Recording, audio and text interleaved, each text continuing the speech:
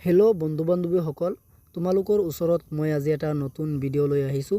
ভিডিঅ'টোৰ জৰিয়তে তোমালোকে ক'ব পাৰিবা যে তোমাৰ এণ্ড্ৰইড মোবাইলৰ হোৱাটছআপৰ হোম স্ক্ৰীণত তুমি কেনেকৈ নিজৰ ফটো বা হোৱাটছআপৰ হোম স্ক্ৰীণত তুমি ৱালপেপাৰ এটা লগাব বিচাৰিছা, কিন্তু তুমি লগাব পৰা নাই। আজিৰ ভিডিঅ'টো তোমালোকে একেবাৰে ফাৰ্ষ্টৰ পৰা লাষ্টলৈকে চোৱা। নিশ্চয় তোমালোকে হোৱাটছআপৰ হোম স্ক্ৰীণত ফটো এটা লগাব পাৰিবা। এতিয়া বলা আমি ভিডিঅ'টো আৰম্ভ কৰোঁ। তোমালোকৰ প্ৰথমতে হোৱাটছআপত যাব লাগিব।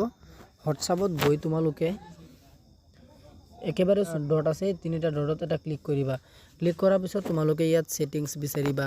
ছেটিংছ একেবাৰে তলতে আছে। ছেটিংছত গৈ তোমালোকে ছেট বুলি বিচাৰিবা। একাউণ্টৰ তলতে ছেট আছে, ছেটত এটা ক্লিক কৰিবা। ক্লিক কৰাৰ পিছত তুমি দেখিবা যে থিম আছে। এই থিম তলত লিখা আছে ড্ৰাগ বুলি। এইটো দিলে তুমি মানে তোমাৰ হোৱাটছআপৰ হোম স্ক্ৰীণটো মানে তোমাৰ ক'লা হৈ পৰিব।